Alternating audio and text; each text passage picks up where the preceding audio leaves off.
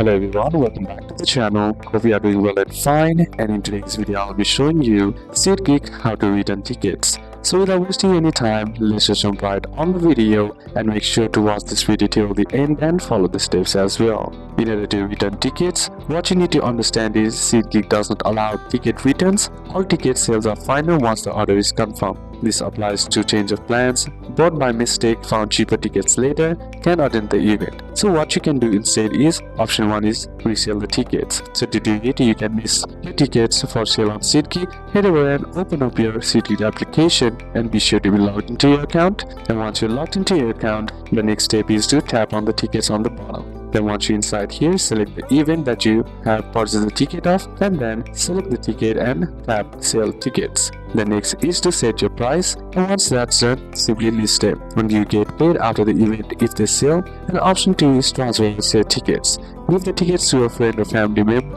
by simply heading over to the tickets option once again, then tapping on it and tap on sale. Then once you find that, simply tap on sale or transfer and enter the recipient's mail. And what they need to do is simply open up the mail from the SeatGeek, tap on accept transfer, and then open up the SeatGeek and log into their account if they have one, or simply create a new one if they don't have one, and then the ticket transfer is complete. Then option 3 is refund for cancelled events only. If the event is officially cancelled, not postponed, SeatGeek refunds automatically under Fan Protect. Refund goes back to your original payment method and no action needed in most cases. Note that if the event is postponed or rescheduled, tickets usually remain valid for the new date. So these are a couple of steps that you can apply, and that's it for today's video, guys. Hope this video was useful to you. Leave a like if it did, comment down any questions that you have, and see you soon on the next one.